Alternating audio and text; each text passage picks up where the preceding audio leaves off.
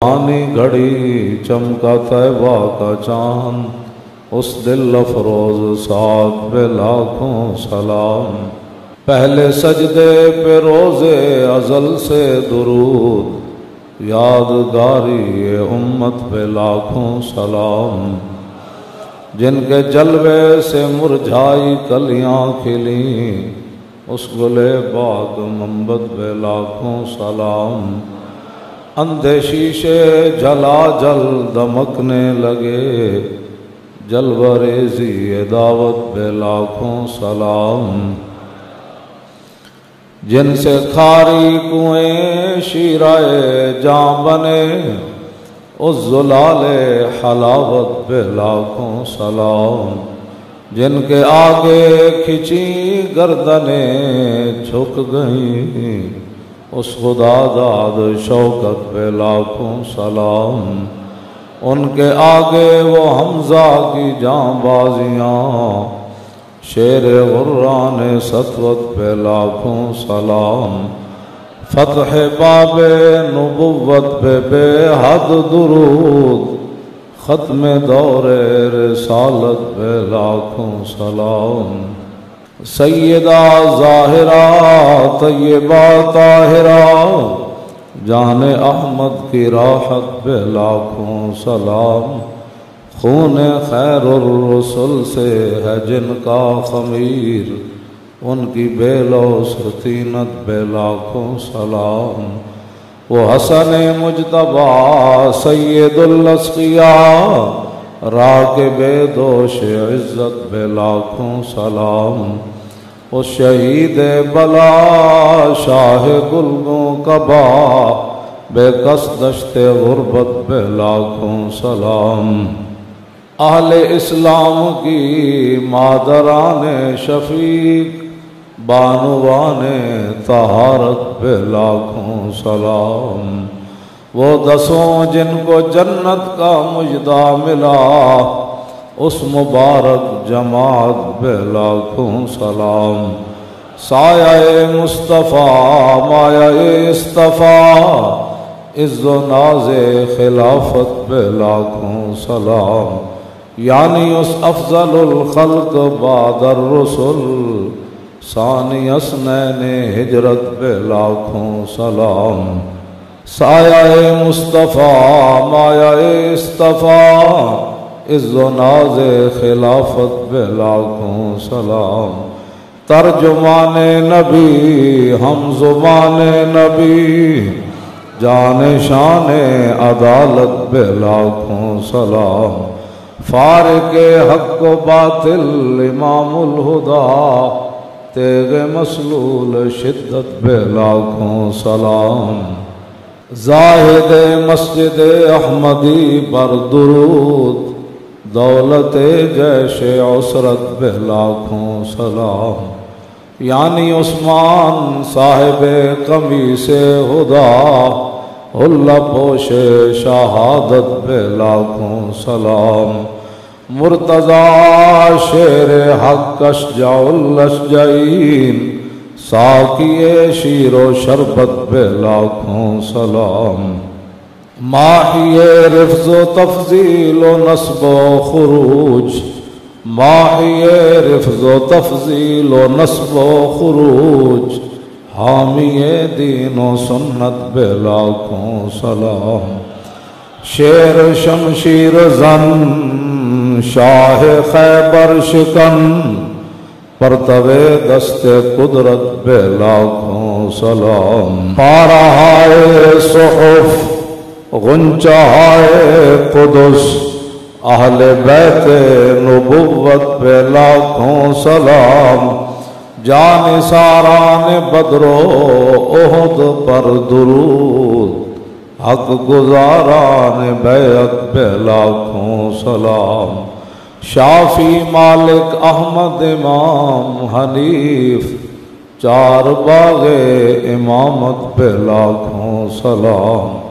غوث اعظم امام التقیٰ والنقیٰ، جلوہ شان قدرت پہ لاکھوں سلام۔ جن کی ممبر ہوئی گردن اولیاء، اس قدم کی کرامت پہ لاکھوں سلام، کاملان طریقت پہ کامل درود، حاملان شریعت پہ لاکھوں سلام، الغرض ان کے ہر منہ پہ لاکھوں درود، ان کی ہر خو و خصلت پہ لاکھوں سلام، ان کے ہر نام و نسبت پہ نامی درود، ان کے ہر وقت و حالت پہ لاکھوں سلام، بے بناوٹ ادا پر ہزاروں درود، بے بناوٹ ادا پر ہزاروں درود، بے تکلف ملاحت پہ لاکھوں سلام، کاش معاشر میں جب ان کی آمد ہو اور بھیجیں سب ان کی شوکت پہ لاکھوں سلام، مجھ سے خدمت کے قدسی کہیں ہاں رضا، مصطفیٰ جان رحمت پہ لاکھوں سلام۔ حضرت امیر المومنین مزلزل الشرک و مکسر الاسنام من کنت مولا فعلی مولا،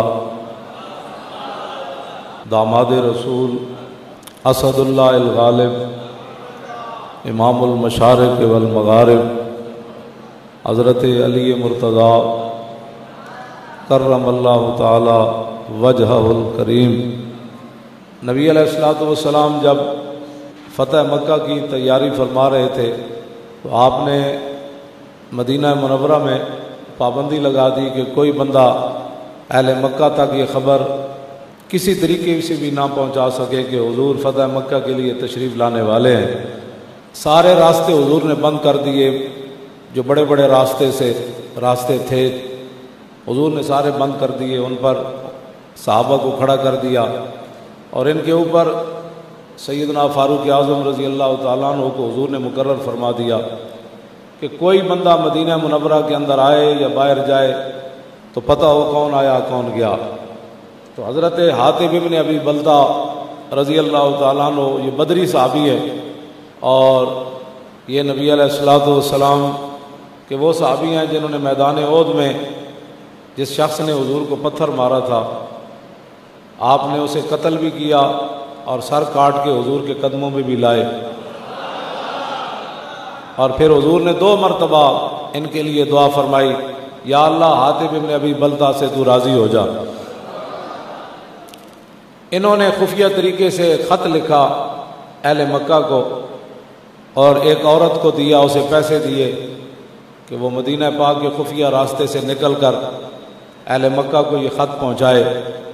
اس خط میں کوئی حضور کی جاسوسی نہیں تھی، بلکہ حضور کی شان ہی انہوں نے بیان کی، کہا کہ ان رسول اللہ صلی اللہ تعالیٰ علیہ وسلم قد توجہ الیکم بجیش کاللیل یسیر کالسیل، فرمایا کہ اہل مکہ تیار ہو جاؤ، نبی علیہ الصلوۃ والسلام اب مکہ مکرمہ کی طرف روانہ ہونے لگے ہیں، ایسے لشکر کے ساتھ کہ جو رات کی طرح ہے، نہ اس کے اول کا پتہ ہے کہاں سے شروع ہو رہا ہے، نہ انتہا کا پتہ ہے، حضور ایسا لشکر حضور لا رہے ہیں، اور یسیر کا سیل ہے، اور حضور کا لشکر ایسے چلتا ہے جیسے سیلاب کا پانی چلتا ہے، وہ نہیں دیکھتا کہ کدھر جانا ہے کدھر نہیں جانا۔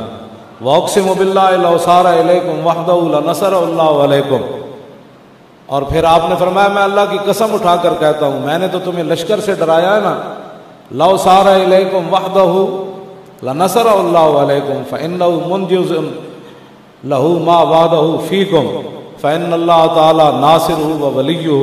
یہ آپ کا خط ہے مختصر سا، فرمایا کہ میں اللہ کی قسم اٹھاتا ہوں کہ اگر حضور تنہا بھی آتے نا اور اتنا بڑا لشکر لان لے آتے تو حضور کی رب نے پھر بھی مدد فرمانی تھی۔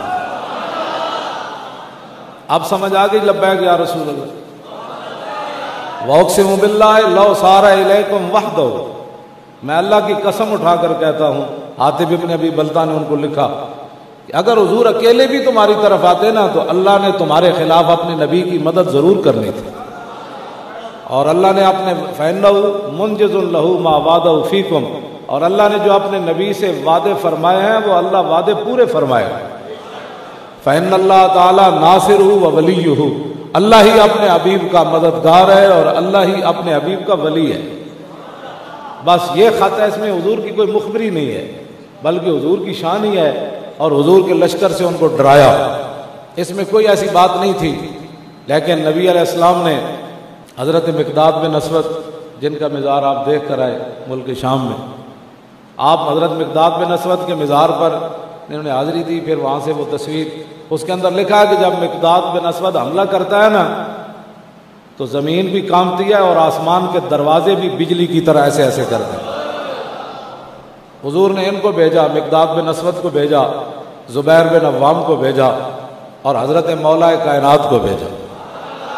فرمایا کہ جاؤ تم تینوں، اور روضہ خاخ کے اوپر ایک عورت جا رہی ہے، اس کے پاس خط ہے، اسے پکڑ کر لاؤ۔ اب آپ سوچ سکتے ہیں جب حضور نے حکم دیا ہوگا تو صحابہ نے پھر گھوڑے کیسے دوڑائے ہوں گے۔ مولا علی کی قیادت میں یہ تینوں صحابہ، مقداد بن اسود وہ صحابی ہیں